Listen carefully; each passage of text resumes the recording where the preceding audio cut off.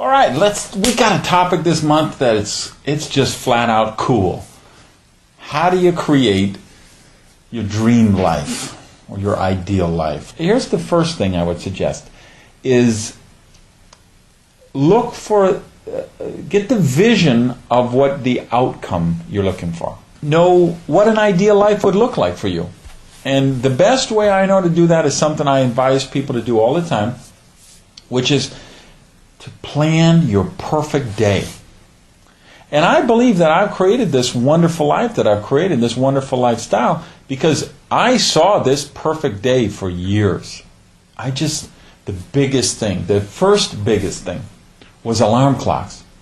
I didn't want to have to worry about alarm clocks. I wanted to wake up when I finished sleeping. So I think that's very important for you, if you haven't done it already, is to know, what does a perfect day look like for you? When you really have the ideal life, are you working for some company? Are you working for yourself? You working at home? Are you working in an office? Is your office in the city you're in now, or is it somewhere else? And then I think that the other big part of manifesting this ideal life is knowing what all the components are and keeping the components in the proper balance. And I use the word balance with trepidation, because I don't know that that's necessarily the right word. Maybe the word I'm looking for is two words: proper proportion. Because I think they're not all in perfect balance. Like, I've gone to these workshops where they have you draw a circle, and then you divide your life into areas, and you have your private life, your work life, relationships, different workshops, they have different things.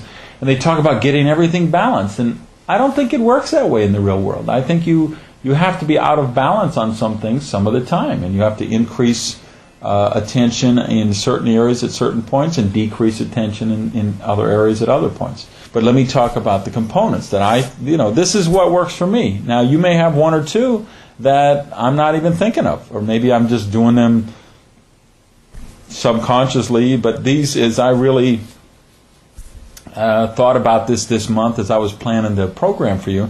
I came up with 2, 4, 6, 7 different areas that these are all the components or all the bases you need to cover to have the dream life, I think. First one, number 1, spiritual. I don't know how you have a dream life without the spiritual element. Doesn't mean you can't. I don't know how to do it if you can. Now, we can use different labels for that, and I'm not about labels. So if you tell me I don't believe in God, well, it's not my job to convince you or change you or challenge you. I just want to get you to think. In everything we do, that's really my role, just get you to think. But maybe you don't call it God. Maybe you call it universe. Maybe you call it universal order, divine order, the energy of life, the force. Luke used the force, whatever it may be. But whatever it is, I think you have to have that element in your life. So even again, I'm not really concerned about the God label or the universe label or whatever, but I think you have to see that you're part of something much bigger than yourself. And there is that environment around you, created by God or created by the universe, that there's this universal energy that you have to be in alignment with to really be living your ideal life. Second area comes up to me would be family. And maybe let's expand that and just say people, but family and close friends, close acquaintances.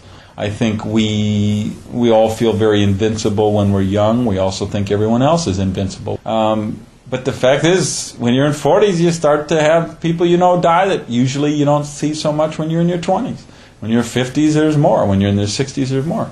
So we start to understand that this lifetime is finite in that context, in the context of the people who are in our life, and I think we appreciate them more. So we seek them out more, and we realize they're very important to an ideal life.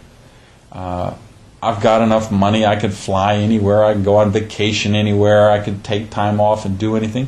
But you know what? It wouldn't be fun if I just did all that by myself. So people are a real important part of the equation. A third thing comes to mind for me would be work with meaning.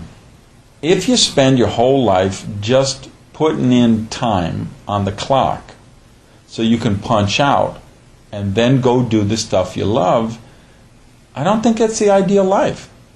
I think it can approach the ideal life. I think you can do some work that gives you money to do the things that, so you want to be a mountain climber, or you want to be a parachutist, and you want to have this hobby or avocation that takes a lot of money, and so you go and work a certain number of hours a week to get the money that gives you the freedom to do the stuff you want. Okay, I think you approach the perfect life, but I don't think you're really there with the ideal life unless the work has meaning to you. So, fourth area I would talk about, let's call it contribution. Meaning, I do believe in service to others, which may shock some of you or may surprise some of you, because you say, well, God, that Gage guy, he's always talking about the virtue of selfishness and how his own happiness is his highest moral purpose, and I don't think he ever gives anybody or helps anyone. Actually, quite the opposite. I do a lot of work to serve others, to serve other organizations and causes. I do believe that contribution to others brings real value to me and real value to the world. And if the world brings value to the world, it brings value to all of us. So you see the real high-level achievers, they find ways to give back. And they do that out of self-sustenance. They do that out of a way because that brings real value to their life and contributes to having that ideal life. Next area would be physical health. Talk to anybody who's lost their health, and they'll tell you it's very hard to have an ideal life without it. And there's some things we can change, and there's some things we can't change. And if you're in a wheelchair right now and you're paralyzed from the waist down or the neck down, that may not change in the next however many years. You could have a real debilitating disease, and that might change, that might not change.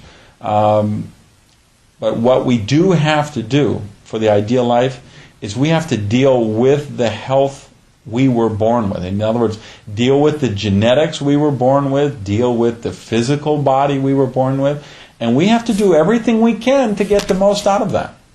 So that would lead me to the next thing, which would be, I guess, the sixth thing, which would be a mental challenge. I think it's very important that we challenge our mind all the time. You know, I ended a relationship which had so much going for it in so many ways and so much love in that relationship, but what it didn't have was the mental challenge. And I just think that's really important. What I would tell you is this, is you have to have some ways in your life right now that give you that mental challenge. And finally, the seventh thing would also be a derivative or an offshoot of that, which is just you have the self-development part of the equation in the process as well. Well, then for me, that's that self-development time first thing in the morning. Maybe for you, it's the last thing at night. Maybe it's a different time of the day you schedule it. But you have to have that. You have to have some kind of a program of self-development. I think it has to be daily self-development because that's where the challenges come from, which is where the overcoming the challenges come from, which is where the satisfaction and the joy and the discipline and the accomplishment and that stuff comes from. So I think it's important you have all those. Now go back to something we mentioned a little earlier, which is this balance thing or proportion thing. There will be times, so when you finally say, okay, I've gotten out of balance and I'm 40 pounds overweight, I need to get the weight issue taken care of. Well, you may put the health equation on a deeper balance or more proportion than you did before. And you have to take that time from some other area of your life. Well, you know what? I think it makes sense to do that sometimes. So those are the things, those are the elements I think are important. I hope we got you thinking about some of them and got those mental juices flowing thinking about that. So spend some more time on it and work toward it because that's what we're really doing here. That's what life is all about. Thanks. Have a great month, and I'll see you around campus.